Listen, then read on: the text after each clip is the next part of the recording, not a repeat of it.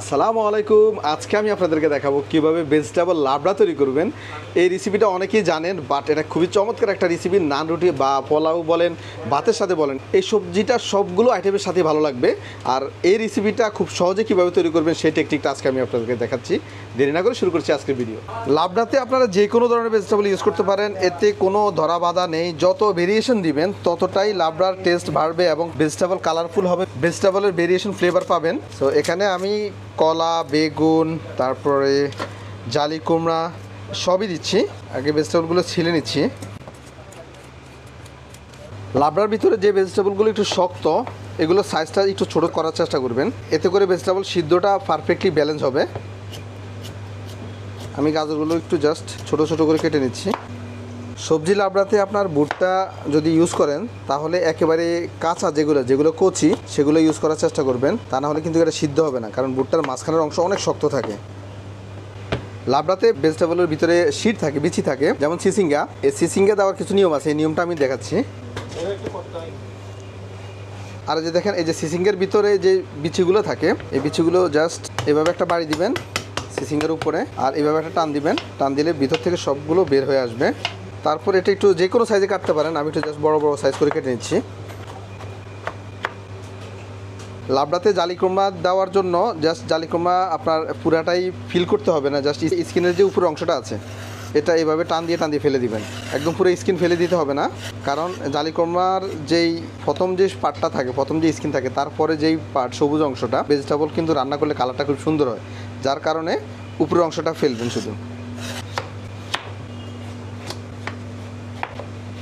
জালি, লাউ অথবা কুমড়া যেটাই ইউজ করেন, বিচিগুলো রাখবেন না, এগুলো রাখলে অনেকটা তিতা হওয়ার সম্ভাবনা থাকে। আপনারা যে কোনো স্টাইলে কাটতে পারেন, আমি জাস্ট একটু হালকা রেক্ট্যাঙ্গুল করে কাটতেছি। লাবড়াতে আপনার যে সবজিগুলো দ্রুত সিদ্ধ হয়ে যাবে সেগুলো একটু বড় সাইজ করে রাখলে কোনো অসুবিধা নেই। মিষ্টি কুমড়া যদিও শক্ত ভেজিটেবল, কিন্তু রান্না করার সময় দ্রুত সিদ্ধ হয়ে যায়, এজন্য মিষ্টি কুমড়ার সাইজগুলো একটু বড় রাখলে কোনো অসুবিধা নেই। আর যেগুলো ধরেন একটু লং টাইম লাগে, আলু, তারপরে হচ্ছে আপনার গাজর, ওই আইটেমগুলো সিদ্ধ করার জন্য ওই আইটেমগুলো কাটবেন একটু বড় সাইজ করে। আমি জাস্ট একটা একটা করে কেটে দেখাচ্ছি। ব্যাস, এই যে দেখছেন আমি বড় সাইজ করে নিচ্ছি। ব্যাস, এভাবে আমি সবগুলো মিষ্টি কুমড়া কেটে নিচ্ছি।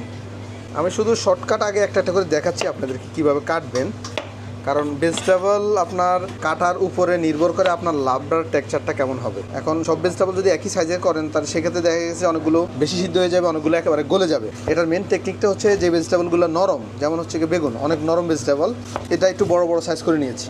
এটা সিদ্ধ হবে কিন্তু ভাঙবে না বেশি একটা।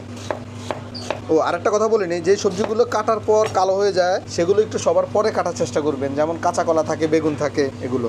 আর সিসিঙ্গা যদি একেবারেই কচি হয় তাহলে জাস্ট এভাবে টান দিবেন। আর সিসিঙ্গা তো খুবই নরম একটা সবজি, এই জন্য এটা একটু বড় বড় করে কাটলে কোনো অসুবিধা নেই। এখন অনেকে বলতে পারেন যে সবজি কাটা দেখানোর কি আছে, কারণ সবজি যদি হচ্ছে আপনার প্রপারলি যদি না কাটতে পারেন তাহলে কিন্তু লাবড়ার টেক্সচারটা ভালো আসবে না। আর এই যে বরবটি দেখছেন, এই বরবটিটা একটু বড় বড় করে কেটে দিচ্ছি। আর সবজি যত ভেরিয়েশন দিবেন তত হচ্ছে আপনার লাবড়াটা মজা হবে। চাইলে এখানে কাঁঠালও দিতে পারেন, কাঁচা কাঁঠাল, তবে কাঁচা কাঁঠাল দিলে কাঁঠালটা আগে সিদ্ধ করে নেবেন আলাদাভাবে, প্রপারলি সিদ্ধ করার পর তারপর অন্যান্য সবজির সাথে দিয়ে সিদ্ধ করবেন। আচ্ছা, পটলের ব্যাপারটা হচ্ছে, পটল অনেক স্কিন সহ পছন্দ করে, তারা জাস্ট এইভাবে হালকা একটু উঠে নেবেন। আবার অনেকে এই মানে স্কিনটা বা চামড়াটা পছন্দ করেন না, তারা কি করবেন, এভাবে ছিলে নেবেন। আর কাঁচা কলা, সর্বশেষে কাঁচা কলাটা কাটতেছি। এই লাবড়াতে কিন্তু আপনার কাঁচা কলা না দিলে প্রপার টেস্ট আসবে না, কারণ কাঁচা কলা লাবড়াতে টেস্ট ডাবল করে ফেলে। এভাবে আমি সবগুলো সবজি দেখেন এইভাবে কেটে নিয়েছি। এখন আমি এগুলো ওয়াশ করবো। ও সরি, একটা পেঁপে কাটা বাকি আছে, পেঁপেটা কেটে নিচ্ছি। পেঁপে সাইজটা একটু ছোটো করে কেটে নেবেন, কারণ পেঁপে সিদ্ধতে একটু সময় লাগে। আমি জাস্ট একটা দেখাচ্ছি আগে, পরে বাকিগুলো কেটে নেব। ব্যাস, এইভাবে আমি সবগুলো কেটে নিচ্ছি। আচ্ছা, এখানে আমি পানি দিয়েছি প্রায় 8 লিটারের মতো। এটা কিন্তু কম বেশি করে দিতে পারেন, কোনো অসুবিধা নেই। এই পানিতে শুধু সবজিটা হালকা একটু সিদ্ধ করব, কারণ সবজির ভিতরে এক ধরনের কষ থাকে। বিভিন্ন ধরনের সবজি যখন রান্না করবেন তখন এই সবজির ভিতরে বিভিন্ন ধরনের কষ থাকে। কষের কারণে আপনি যখন সবজিগুলো একসাথে রান্না করবেন সবজির কালার নষ্ট হয়ে যাওয়ার একটা সম্ভাবনা থাকে এবং টেস্টটা নষ্ট হয়ে যাওয়ার সম্ভাবনা থাকে, যার কারণে গরম পানিতে অল্প একটু লবণ, এখানে আমি জাস্ট 2 টেবিল স্পুন লবণ দিচ্ছি, আর 1 টেবিল স্পুন হলুদ। ব্যাস, হলুদ আর এই লবণটা দিয়ে সবজিটা হালকা একটু সিদ্ধ করে নিব। এতে করে সবজিতে যে কষটা আছে সেই কষটা নষ্ট হয়ে যাবে। আমি সবজিগুলো ভালো করে ওয়াশ করে নিয়েছি। এখন আমি আপনাদেরকে একটা টেকনিক বলি। টেকনিকটা হচ্ছে, সবজিটা যখন এরকমভাবে সিদ্ধ করার জন্য ছাড়বেন, ছাড়ার সময় কিছু সবজি দেখবেন নিচে একেবারে চলে গেছে আর কিছু বেশি আসছে। যে সবজিগুলো বেশি ভারী সেগুলো নিচে চলে যাবে, যেগুলো একেবারে নরম সফট এগুলো বেশি উঠবে। এই যে দেখেন, এগুলো জাস্ট একবার ভিজিয়ে দিবেন, আর কিছুই করা লাগবে না।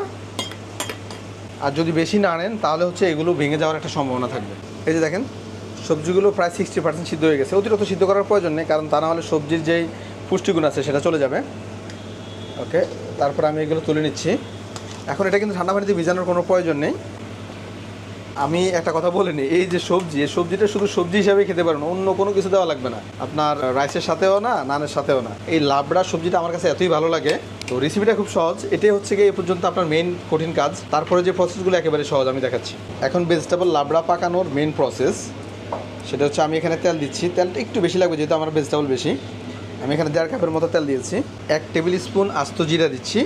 যারা জিরার গন্ধ সহ্য করতে পারেন না তারা এটা দিবেন না। তবে লাবড়ার অবশ্যই ফ্লেভারের জন্য আপনাকে ইউজ করতে হবে পাঁচফোড়ন। পাঁচফোড়ন দিচ্ছি 1 টেবিল স্পুন, আর 4 পিস তেজপাতা। যখন দেখবেন জিরাগুলো একটু ফুটতেছে তখন পেঁয়াজ দিবেন। লাবড়াতে কিন্তু পেঁয়াজটা একটু বেশি দেওয়া লাগে।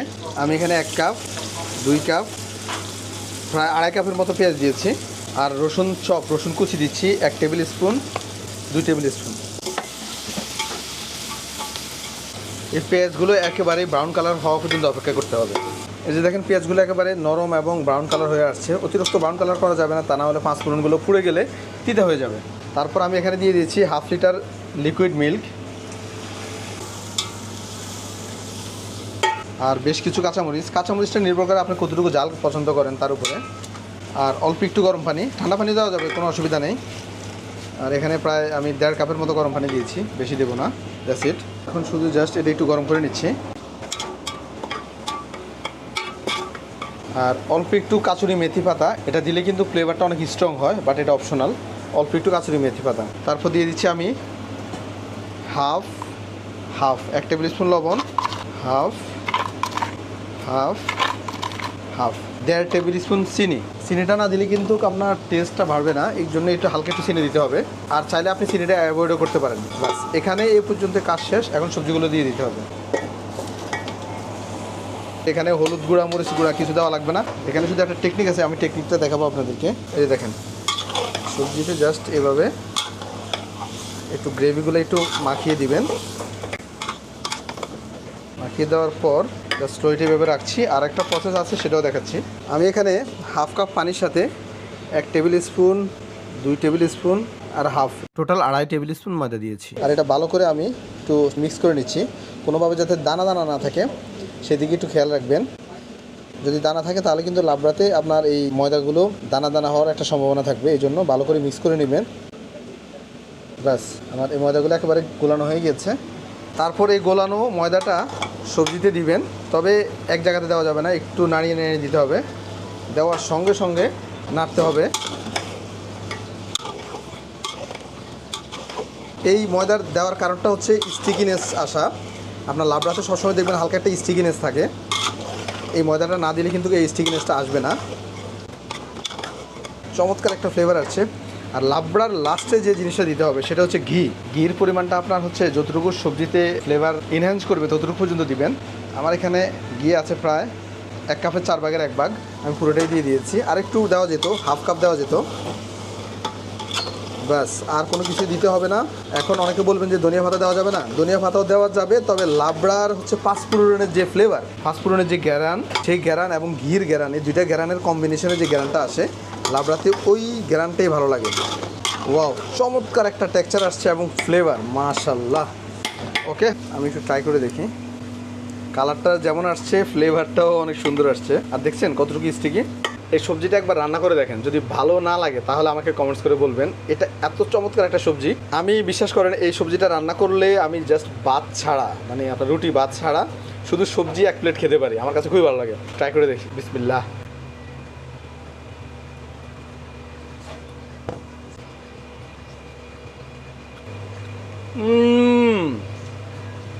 মাশাআল্লাহ, আসলে যতটুকু চিন্তা করছি তার থেকে বেশি মজা হয়েছে।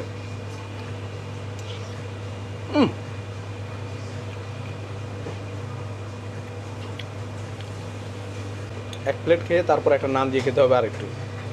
আমার জন্য দোয়া করবেন, আরও ইন্টারেস্টিং ভিডিও যাতে আপনাদেরকে উপহার দিতে পারি। আল্লাহ হাফেজ।